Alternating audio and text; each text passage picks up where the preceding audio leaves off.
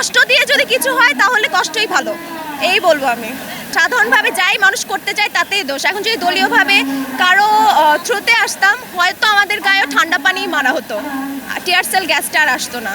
এই উত্তর আমার। উপদেষ্টা আমাদের সাথে কথা বলেছেন, কিন্তু আমরা এর কোনো এখনো উত্তর পাইনি।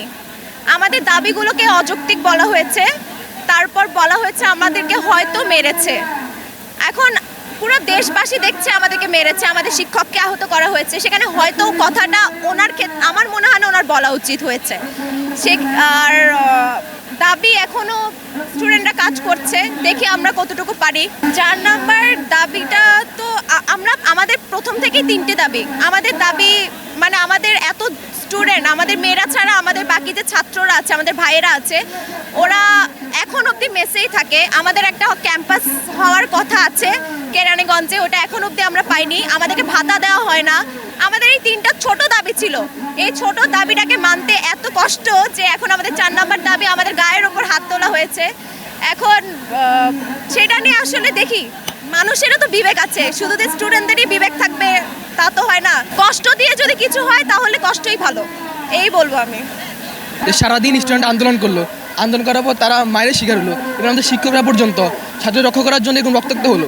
তারপরে যখন সে রাতে 10:30টার দিকে আইসা যখন এরকম হয়তো ওয়ার্ড ইউজ করে, এবং যখন আমাদের ভিসি তার সাথে কথা বলার সময় সে যখন ওয়ার্ড এগুলো ইউজ করছিল যে পরে দেখা যাবে কি হবে, এগুলো আসলে অনেক দুঃখজনক এবং খারাপ লাগার জিনিস। যেখানে আমরা ওনাদের জুলাই বিপ্লবীকে ওনাদের এত হিরো মনে করি, যেখানে আমাদের ওনাদের উপদেষ্টা হিসেবে বসানো হয়েছে, ওনারা শিক্ষকদের পাশে থাকার তো কথা এবং শিক্ষার্থীদের পাশে থাকার কথা, সেখানে ওনারা এসে পুলিশের পক্ষ তো নিছিলই এবং পুলিশকে বলছিল যে পুলিশে হয়তো আন্দোলন, হয়তো ওরা লাঠিচার্জ করছে, হয়তো মারধর করছে, কিন্তু আমাদের 50টার উপরে শিক্ষার্থী হসপিটালে এবং আমাদের মেয়ে শিক্ষার্থী যারা ছিল ওদের উপরে দেখে গ্রেন ফেলা হয়েছে, যার ফলে ওরা আহত পর্যন্ত হয়েছে। আমাদের ভিসি মহোদয়, প্রক্টর মহোদয় পর্যন্ত কালকে ছিল, ওনাদের সাথে সুন্দর মতো কথা বলা যাইতো, কিন্তু দেখেন সারাদিনের আন্দোলনের পরে মারামারি বা হসপিটালে যাওয়ার পরে উনি এত রাতে এসে হয়তো যখন ওয়ার্ডটা ইউজ করে তখন স্টুডেন্টের প্রতিক্রিয়া এমনি অনেক উত্তেজিত হয়ে যাওয়ার কথা।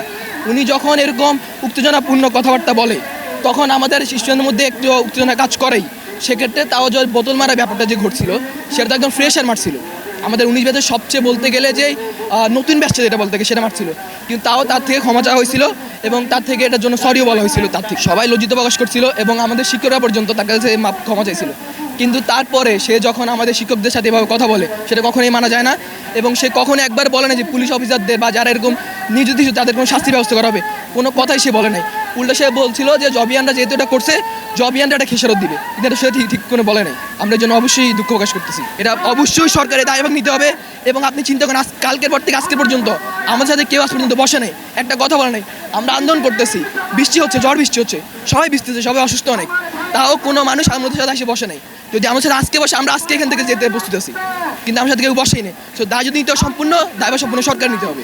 আমরা সম্পূর্ণ প্রত্যাশা করতেছি যে আমাদের 3টে দফা দাবি আছে এবং কালকে দফা যুক্ত হয়েছে যে পুলিশ অফিসে আমাদের উপর হামলা করছে তাদের বিচার করতে হবে। এই 4টা দাবি আমরা এখানে সংযুক্ত করে এবং 4টা দাবি আমরা পরিকল্পিত করে তারপর আমরা এখান থেকে ক্যাম্পাসে ফিরে যাব। জনদুর্ভোগ তো বাড়ছে, সেটা আমরাও জানি, আপনারাও জানেন। আমরা তো চাই না, আমরা স্টুডেন্টদের কাজ কি, আমরা পড়াশোনা করব। জুলাই একবার আমরা অনেক আন্দোলন করছি, আমাদের পড়াশোনার একটা গ্যাপ হয়েছে, আমরা তো চাই না এসব করতে। আসলে যখন যে সরকার থাকে, যারা ক্ষমতায় থাকে, তারা দেশটাকে নিজের ভাবে জনগণকে মনে হয় আর কোনো পাত্তা দেওয়ার টাইম না। আমরা নতুন বন্দোবস্ত, নতুন সংস্কার অনেক শব্দ শুনতেছি, কিন্তু সেগুলোর তো কোনো বাস্তবায়ন নাই, আমরা তো পাই নাই।